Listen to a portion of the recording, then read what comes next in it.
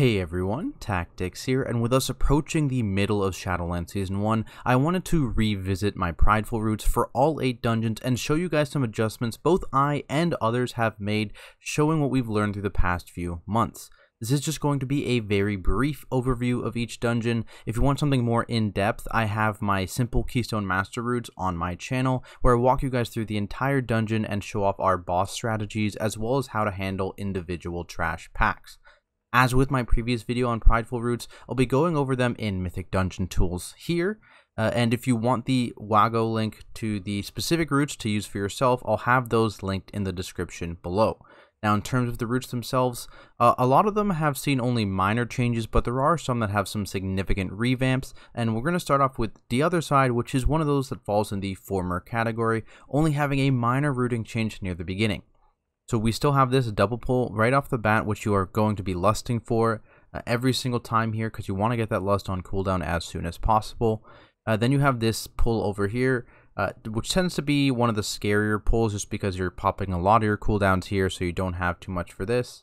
Then you have the individual Enraged Spirit that we do pull with the urn here to interrupt the rage cast, just because especially on higher fortified weeks that's going to kill you. And then you have this Raptor pack here that spawns your Prideful, and you can position that Prideful wherever you want to.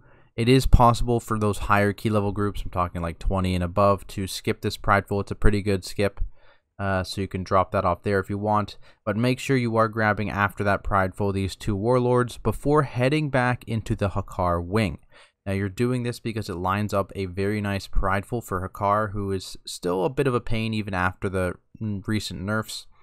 And then you're going in here, you're killing this stuff together, killing this stuff with the urn right there, and then you're killing this frontal pack that spawns the pride, and then you're going into a car, and your lust will be a round off cooldown usually, and you'll have the Prideful buff, and you'll use that to nuke down Hakar, and then you'll head off to the Mechagon wing. It's fairly straightforward here, it's very, very linear. Pull everything in a straight line, you'll get your, the Prideful here, after killing these last 3. And don't forget the little engineering button here. If you have engineering, you can stop all the slimes. And then your Prideful, you take that into the boss here. And I believe you also get Bloodlust for Maleficent. So you'll have the Prideful buff on Millhouse. You'll be able to lust Maleficent. And then you'll be able to get that boss down.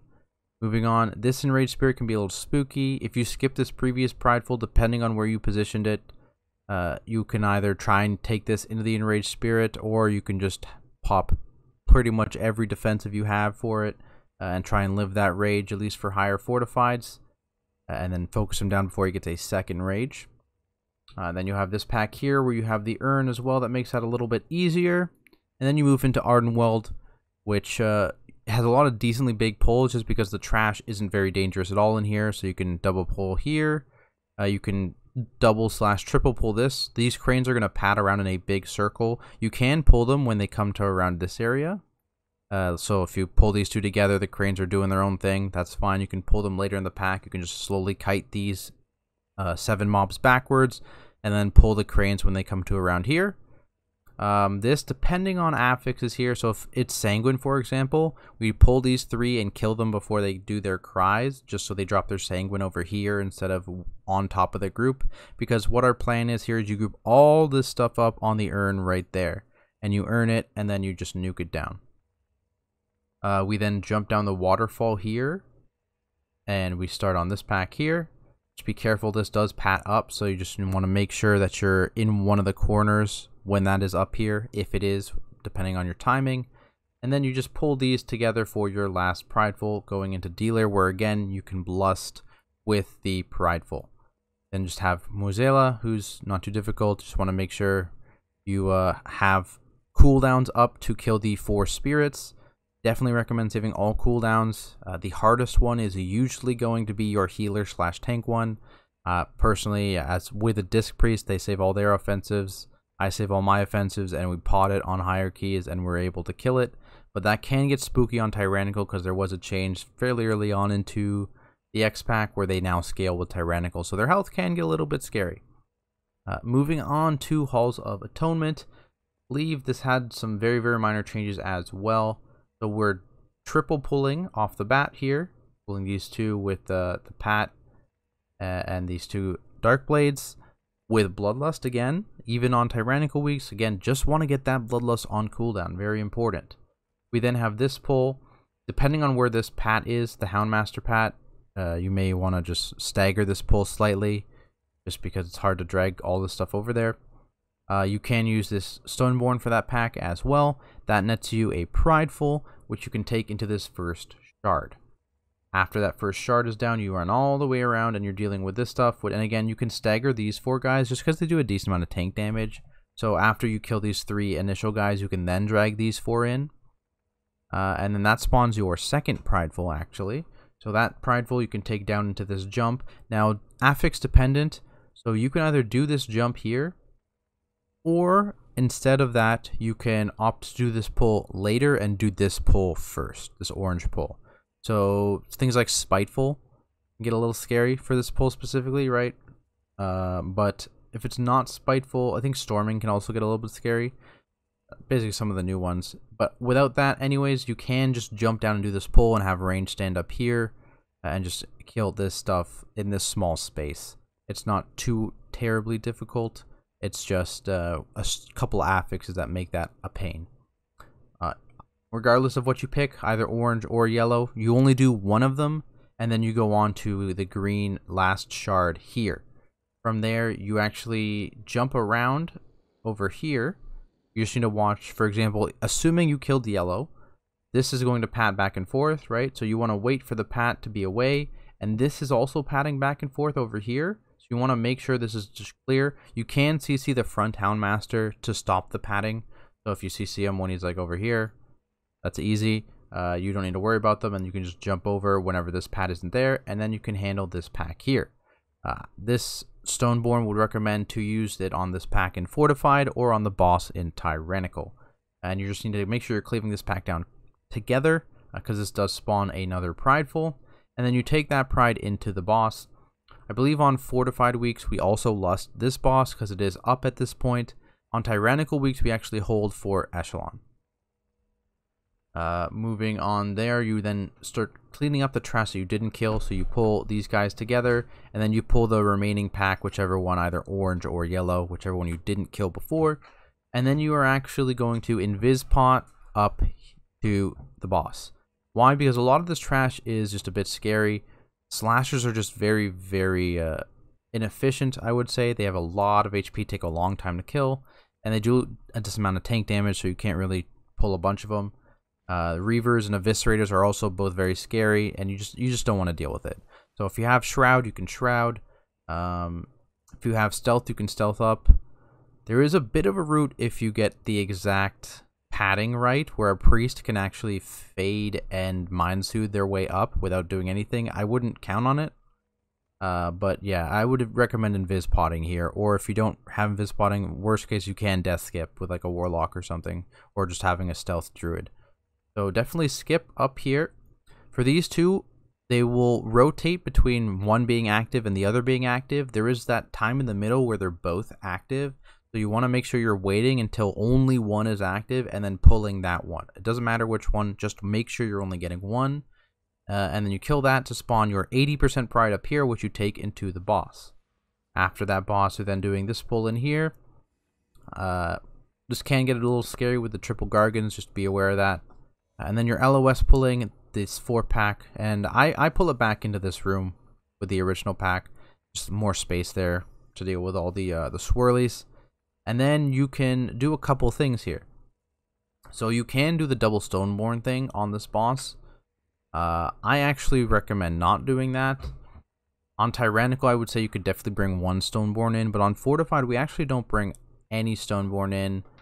Just because we don't want to be too greedy, and that's actually for the mini boss, because this boss is a joke, right? This boss doesn't do anything, but the important thing here is actually Inquisitor.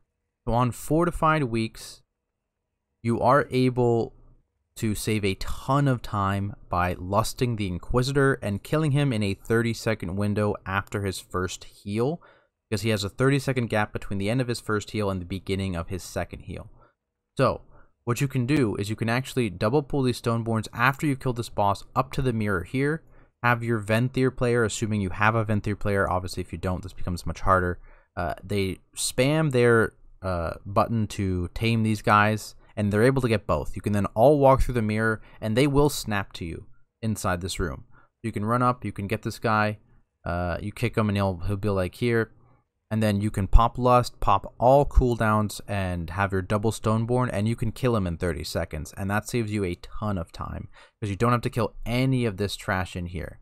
You can absolutely skip it, and that makes this room take actually 30 seconds instead of the minute and a half, 2 minutes, whatever it is. And then you have the Prideful here, and then that takes into the last boss. And on Tyrannical weeks, we can do this. We do this last boss with Lust. On Fortified weeks, we actually are able. We have to Lust on Inquisitor. Right, so on Tyrannical weeks, you don't need a Lust Inquisitor to kill him. Fortified, you do.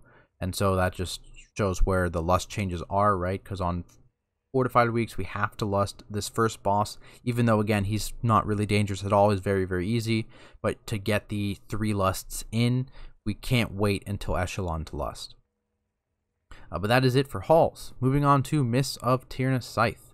This is one of those that really hasn't changed at all. So, again, assuming you have the Night Phase skip, you pull these guys together. Affix dependent, you can pull these 5 guys on top of these guys. It is a little scary. You do need CCs like maybe Binding or Ursul's just to make sure these guys don't jump. But that is something you can do affix dependent, though. From there, we do the Mind Soothe skip. It works with Sap. It works with Paralyze plus Ring of Peace to knock them away. It works with Imprison. As well, and of course it does work with Polymorph / Freezing Trap if the Hunter / Mage goes first to get aggro, and then they feign it off. But then we go up here. You can sneak into the Mushroom Room before pulling this pack. I definitely would recommend it if you can, just because this pack is one of the scarier ones in the dungeon, honestly. There's not too much dangerous trash in here. And then you're just killing this stuff and moving on to the boss. The one thing I do want to note with the maze is that this stuff can be pulled through the window right there. So no matter which direction Dreamweaver goes, not Dreamweaver, it's Mistcaller. No matter what direction Mistcaller goes, you can pull this 4-pack on top of this 2-pack to make it a 6-pack, just to be more time efficient. So definitely recommend always doing that, because it also can fix your maze percent if you get a bad maze. The maze here is, of course, random. I'm not really going to talk on it too much, but that's just going to have to figure out what you get. You're going to be somewhere, I believe, between... Where are we? Yeah, so you're going to be somewhere between, like, 50... I think the worst maze is, like, 53, 54 with pulling this 4-pack. And the best mage is, like... maze, sorry, is a little bit above 65. I think it's, like, 67, 68%. Something like that. So it has pretty big variance. And you're just going to have to pull after accordingly. So there's some cases where you get to here and it spawns your Prideful, this pack before the last boss. There's some where you have to go 2 packs after the last boss to spawn your Prideful, and it's just RNG. So you just have to play that by ear and pull what is necessary. But other than that, this route hasn't really changed just because of all this pure randomness in the maze. Moving on to Plaguefall. Now, we Lust first pack on Fortified. If it's not on Fortified, we Lust first boss. And we just clear through this mushroom area. There are people that skip it. I think it's a little dangerous, especially for if you're just doing like KSM. People are going to die, right? They're going to die sometime before the second boss, and just much scarier because then if you release, you're kind of screwed, right? So definitely recommend just killing this stuff. This can be split into 2 depending on affixes. Again, something like Bursting, which it is right now. Definitely recommend splitting this into 2, and only splitting into 2 if you have like a Master Spell, because it can still kill you. But if it's nothing too scary, you can actually pull it all. From here, this is where the stuff has changed.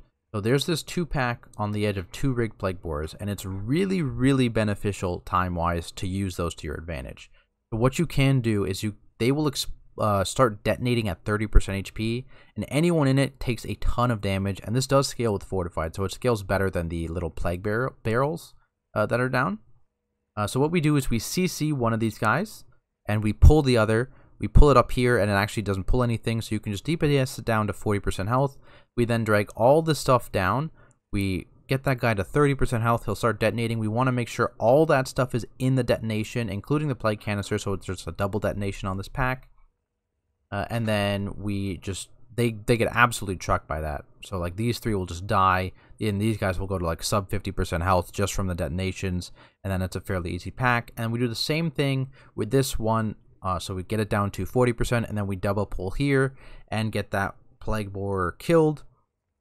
And this pack gets all to almost dead pretty much. So very, very time efficient to use those if you use those correctly.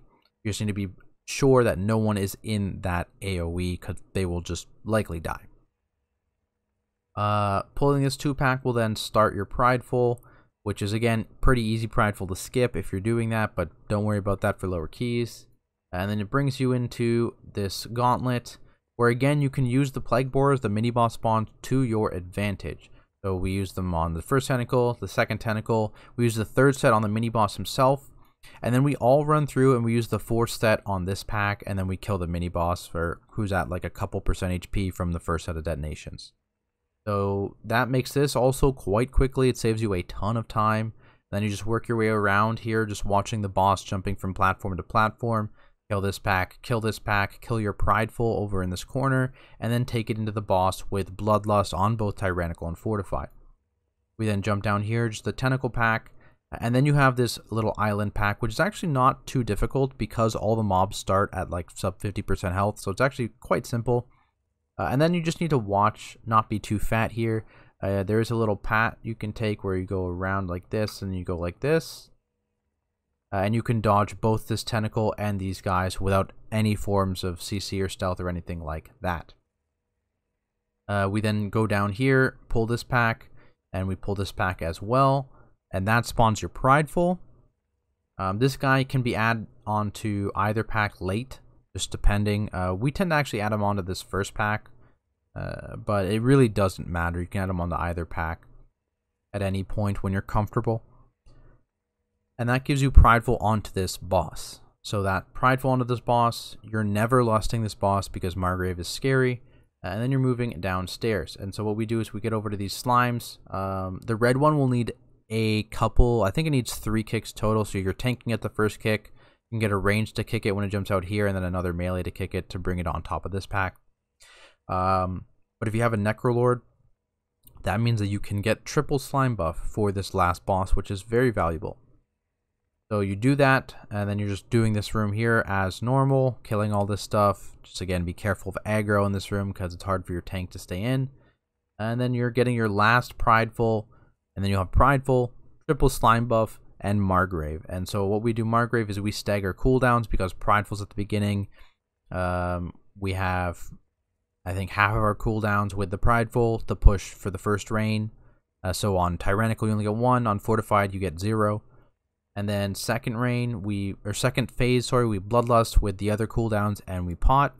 And that means that we only ever get 1 rain on both Fortified and Tyrannical. And then the third phase is just the same cooldowns from phase 1. So that you'll still get 2 rains, I believe. But yeah, those are very scary boss. That's why you want Prideful and Bloodlust for him. Alright, moving on, we have Sanguine Depths, guys. So Sanguine Depths. So we pull this first pack on top of this canister here. Obviously, if you don't have a vent there, you don't need to do that. And you're just moving forward as normal, pulling these guys together, and you're just waiting for this Pat to leave. When he's up here, you can just sneak through this corner, and you won't aggro him without any CCs or anything like that, so you can just sneak through it. And then you get your Prideful for this last boss. Or first boss, sorry. Prideful, Bloodlust on both Fortified and Tyrannical because he is extremely dangerous. There is that little thing you can do where if you're tanking the boss around here, you can get your DPS to run out to here and not spawn any orbs. We do that for our Hunter and Monk on Tyrannical weeks only, really. Just because it can be a bit of a pain. They lose a lot of uptime, but it makes the fight significantly safer, especially when it's going to be 2 to 3 minutes long. But on Fortified weeks, we don't do that. So just dependent on the week, really, for that. It does mitigate a ton of damage, though. Next pack, you can stagger this pack a little bit by pulling this, LOS pulling this after you get these guys low. That works fine just to mitigate damage. And then you just move on. Just watch for this Pat out here because he goes all the way up and down. So he does come right into the aggro range of these guys, so just be careful. You can LOS pull onto the Venthyr container here, or you can actually, if you're scared about this guy, you can walk into this room and pull it onto the edge, and they actually are still in range of the Venthyr container. This does spawn your Prideful, which you can skip, or you can just kill and then Invispot through all these guys, and then you're in this circle. So you want to make sure this skip is to fix Prideful for the second boss, by the way. So what you do is you make sure you kill this pack, and then you move this way and kill this pack, and then you move back and you clear all this stuff on this side, and that spawns your Prideful there. You take that Prideful with Bloodlust into this boss, because again, it can be a bit difficult, especially in Pugs. Got to hard focus that ad and make sure you burn this boss down quickly. And then from there, you're moving this way, and you're just killing these 3 packs here, making sure you're at 75% before you jump down. That's the magic number for this specific route. You jump down, you kill these packs, and that spawns another Prideful. So that's why we go to 75%, to get this Prideful on this boss. That lets you pride this boss. You can then LOS pull this pack, and then what we do, you can skip this pack with Invisbots. It is a bit dangerous. The other thing you can do instead is you kill this pack and you skip this pack. So that's much safer, because obviously if you die during the gauntlet, it's the same thing as the Plaguefall, where you die, then you're kind of screwed. So you can do this instead. Makes this much less punishing. But this is the more dangerous pack. So either works. You can skip either. But you definitely want to skip one of them. And then you just do the gauntlet as normal. Of course, you can, again, LOS this pack onto the canister here. And then you spawn your Prideful on the completion of this pack. If you skipped this pack, it spawns on killing all of the Gargans. So it's a little scarier on that Pride. You need to pump those 2 Huntsmasters just to make sure the Pride is nicer. But then you just bring that Pride with Bloodlust into the last boss, and that is Sanguine Depths. Then we have Spires of Ascension, another where we always lust on the very first pull. We do a big pull here. Everything, just to make sure you have kicks on the Castigators, on the Mender, and on the Goliath. So there's a lot of kicks in this pull. Worst case, you can do the 6 pull and not include the Goliath, and do the LOS thing where you just have your tank run up, aggro both, and everyone else is LOS'd back here on the pillars. You can do that if you don't want the Goliath, and then just Goliath with these guys, but we do everything with Bloodlust. Moving on to the next platform. Again, you can trap this first Mender, and just do this 4-pack and pull him later, just so there's less kicks to deal with. And then we move into the first boss, who is fairly straightforward, but there's the Pride. There is the Pride here, sorry. And then first boss. And then after the first boss, we just kill these cats down here. They are in stealth, so be careful. And then we just move on to this stuff over here. If you're trying to Pride skip, I would recommend the green pack first and then the yellow pack, because you can dump the Pride in this corner and make it for a fairly easy skip. If you're not skipping the Pride, obviously the order doesn't matter, don't worry about it. Kill the Pride, move into this pack. And then you can, if you have, I believe on mounts, you can actually mount up and jump far enough that you land more than halfway across, and so the angels pick you up and put you over there. Things like monks, of course, can always do that with a Whirling Dragon Punch or Roll and all that stuff. Any mobility class hunters can do it. Priests can levitate, all those stuff.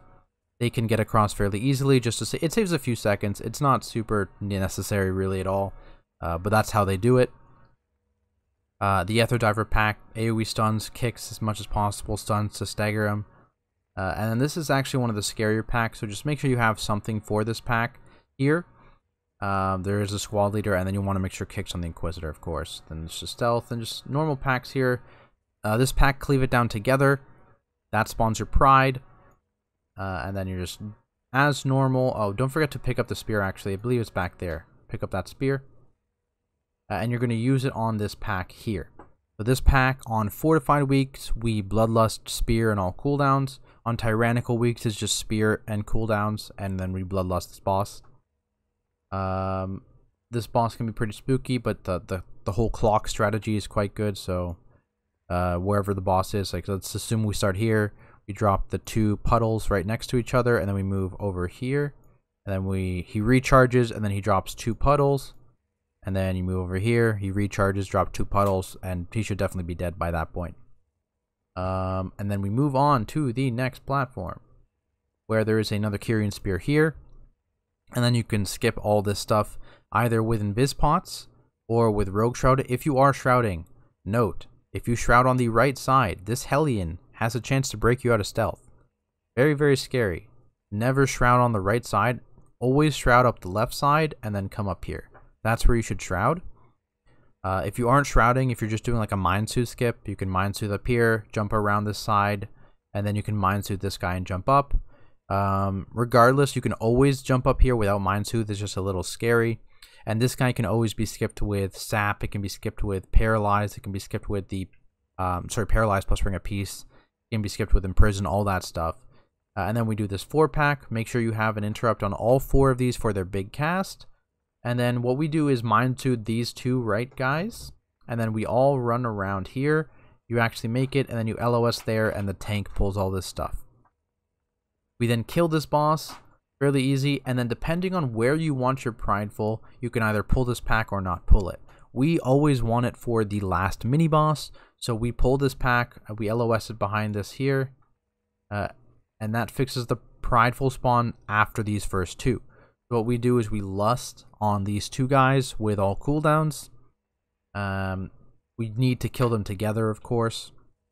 And of course, at this point, as soon as you get 20 seconds into this pull, any spear beams will be a one-shot, so you just need to be very, very careful. We kill these guys together, it spawns the Pride, we take the Pride into Klodos with the spear, and we kill him. Never, ever, ever kill Klodos, anything but last, because his dot is insane, you don't want to deal with it, trust me. We then deal with Davos, and of course, if you guys know that little cheese that they can do, you can have someone jump off after the first detonation, pick up a spear, throw it at Davos, and then you can collect the orbs, put it into the spear early, and then use the spear on her as she's transitioning to stop the transition. So you can do that. That's how they do it. Just jump up, get one of the spears up there, and then aim it at Davos. So that's how they do that skip there. Moving on to Necrotic Wake. This one's seen some minor changes recently. So this first stuff is all the same. We do 4 pull with Bloodlust. Again, big pull with Bloodlust, especially on Fortified weeks. On Tyrannical weeks, we actually lust Blightbone with Prideful plus Kyrian buff because he's pretty thick. You can separate this into 2 pulls if you want. I don't think it's super necessary. These Blight Bags aren't scary at all. They aren't really a pack. So this is basically a double pull. You can get this hammer here. Be careful though, you need like Mind Soothe or any of those aggro radius reductions to get that hammer. There's a spear here. We use the hammer on the Vanguard in this pack just because there's so many kicks in this pack, we can't really deal with it. And then this spawns your Prideful. Depending on Blight Bags, you can add them to this pack because they pat up to this area right there. And if they do, like near the beginning of this pack, you can just pull them in and it's quite easy. You can deal with them in this pack. We drag this Prideful down a bit because that's where the Kyrian buff is. Use that Kyrian buff, very, very helpful. And then depending on the affixes, so like no Necrotic, no bolstering. Otherwise, you can pull these 3 into the boss with all the big buffs you've got. Tyrannical week you lust, obviously Fortified you don't. And you deal with that boss as normal. You can also add these 2 Blight Bags as well. And then you're jumping up, dealing with this pack, and then you're just, I believe there's like stones up here you can jump up, and then you just skirt around because you don't want to fight those gatekeepers. Not even a little bit. You've got the next Kyrian Golem there. We use that for the Prideful and this pack at the end, so we use that. We kill these 2, CC the Mage, kill these 2 together, and then we open this with the Pride. We use this on the Pride, and then we use that on this Marauder Bone Mender pack here. Make sure you pick up the Anima Orb there. And then there's also a spear here and a hammer, a hammer here and a spear here. So, what you can do for this is, worst case, if you don't have any form of CC for this, you can Invispot early. We are able to Mind Soothe skip this guy, but other things that work, because this is the actual mini-boss, no other CCs work on him, but what you can do is you can do stuff on the other guy, on the other side, and walk up this side.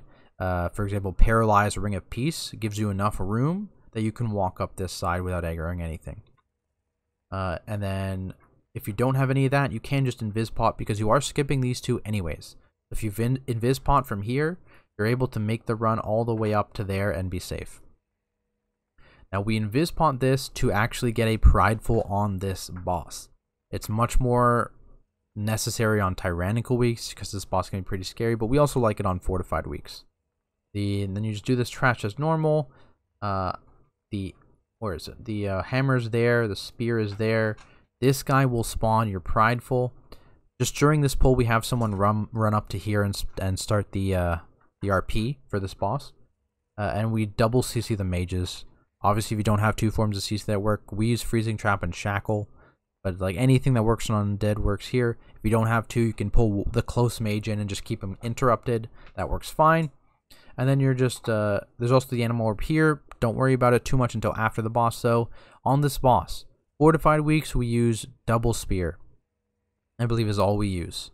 Tyrannical weeks, we use Double Spear, Anima Orb, and I think that's it as well. Double Spear, Anima Orb.